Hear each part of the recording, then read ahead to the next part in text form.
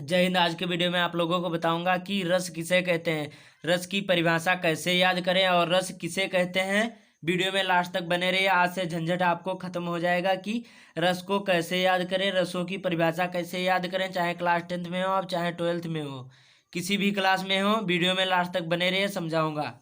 सब सबसे पहले पहले देखते हैं रस किसे कहते हैं।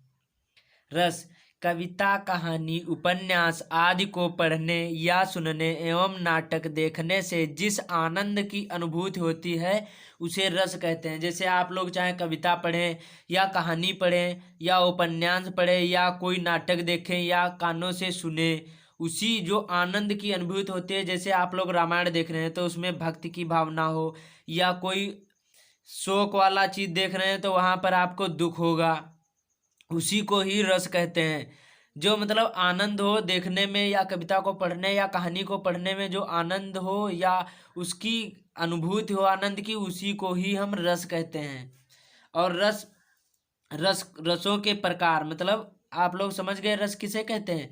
रस को कविता को पढ़ने या उपन्यास को पढ़ने या कहानी को पढ़ने या नाटक को देखने या सुनने को जिस आनंद की अनुभूति होती है उसे ही हम रस कहते हैं।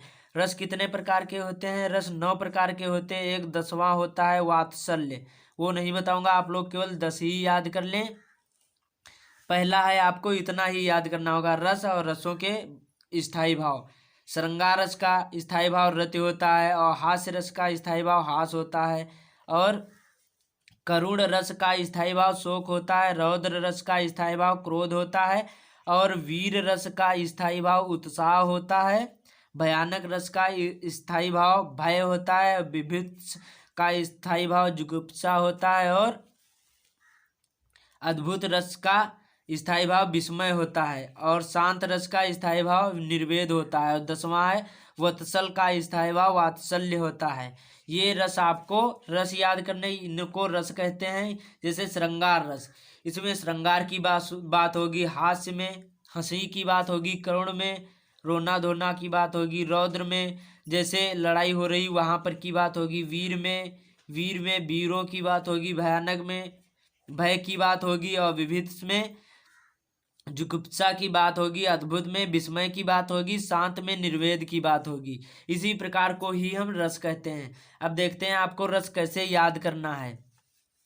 कोई भी रस हो, एक रस याद कर लेंगे, सभी रस याद हो जाएंगे केवल इसी ट्रिक से। रस याद करने की ट्रिक, करुण रस मैं यहाँ पर ले रहा हूँ। करुण रस आपको यहाँ से और यहाँ तक याद करना कैसे। विभाव, अनुभाव तथा संचारी भाव के संयोग से पूर्णता को प्राप्त शोक नामक स्थायी भाव से करुण रस उत्पन्न होता है। आपको यहाँ से यहाँ तक याद करना। विभाव, अनुभाव तथा संचारी भाव के संयोग से पूर्णता को प्राप्त, यहाँ तक आपको सभी रसों में याद करना है। यहाँ पर स्थायी भाव ऐड करना है। जो करुण रस का स्थायी भाव शोक होता है, शोक याद करें, यहाँ पर ऐड करना है। फिर उसी प्रकार से लिखेंगे, नामक स्थायी भाव से करुण रस उत्पन्न होता है। जैसे यहाँ पर ले लें, वीर रस की जैसे परिभाषा लिखना हो तो किस प्रकार से लिखेंगे। तो विभाव अनुभाव तथा संचारी भाव के संयोग से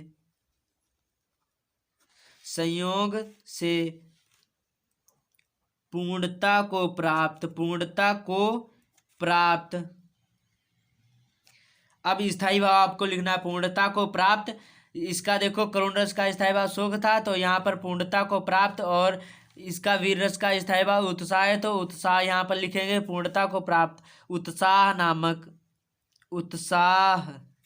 नामक स्थायी भाव से वीर रस उत्पन्न होता है। स्थायी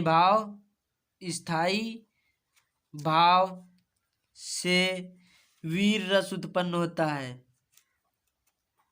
वीर रस उत्पन्न होता है। इस प्रकार से आपको लिखना है।